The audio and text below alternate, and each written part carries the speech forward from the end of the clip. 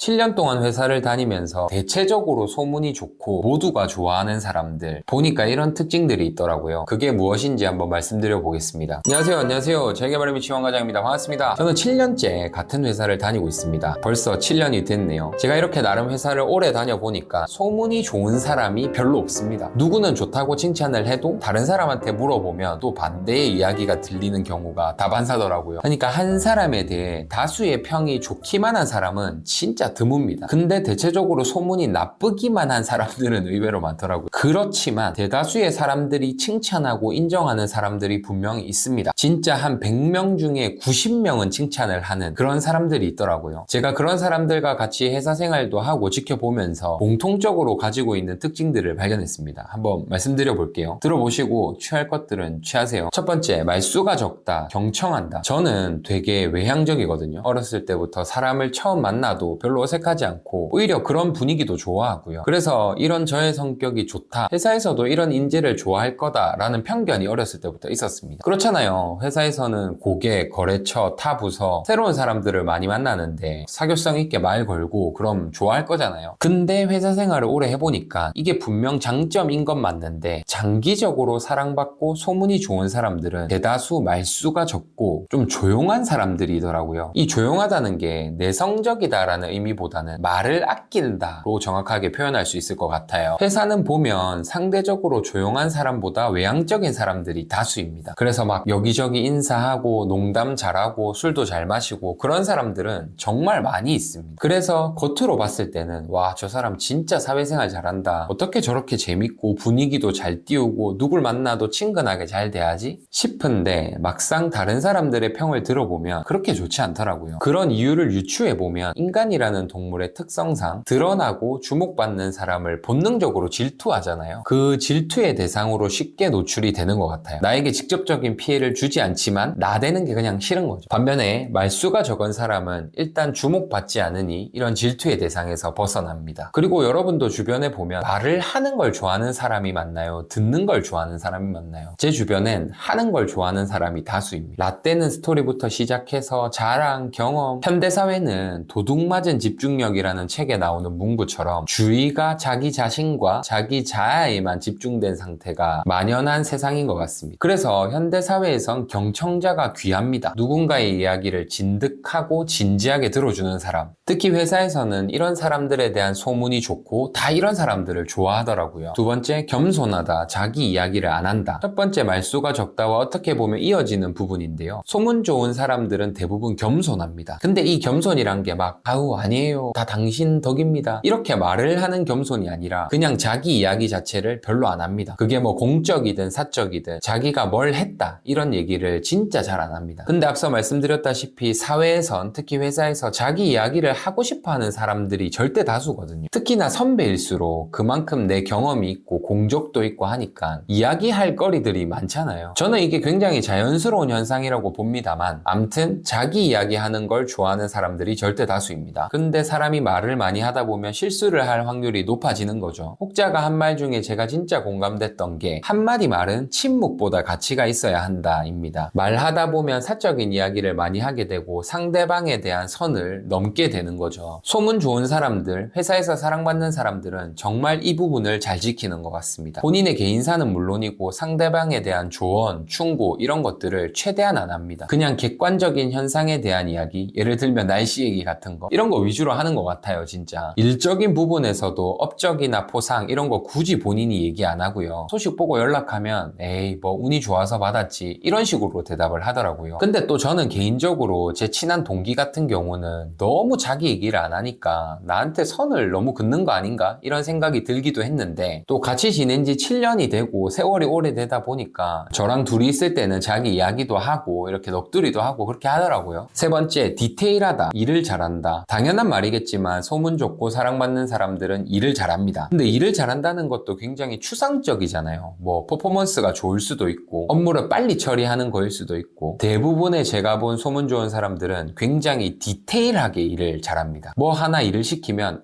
아주 꼼꼼하게 깊게 일을 하더라고요. 이 예를 돕기 위해서 예를 하나 들어보면 제가 아는 부장님이 한 분 계신데 이분한테 뭘 하나 조사해서 발표하는 업무가 떨어졌어요. 쉽게 예를 들어보면 자기 개발에 미친 황 과장이라는 유튜버에 대해서 조사를 해봐라, 뭐 이런 업무라고 칩시다. 그러면 보통 사람들 같은 경우는 구독자가 몇 명이고 어떤 영상을 올리고 뭐 어떤 채널인가 이 정도 조사를 하겠죠. 근데 이분은 황 과장의 생일, 황 과장이 운영하는 다른 채널, 황 과장 채널의 미래, 장래성, 뭐 예를 들면 이런 것까지 아주 디테일하게 조사를 했어요. 당연히 일을 시킨 상급자도 감탄하고 일에 대한 신뢰가 좋은 소문으로 바뀌게 되는 걸 제가 보는 순간이었습니다. 정리하면 회사에서 좋은 소문이 도는 대다수 사람들에게 사랑받는 사람들은 첫째, 말수가 적고 다른 사람 말에 적극적으로 경청하는 사람. 둘째, 자신의 업적이나 경험을 많이 얘기하지 않고 겸손한 사람. 셋째, 맡겨진 일을 꼼꼼하고 디테일하게 하는 사람입니다. 이 영상을 보시는 모든 분들도 어디 있든지 사랑받으시길 바라겠습니다. 구독과 좋아요는 큰 힘이 됩니다. 감사합니다.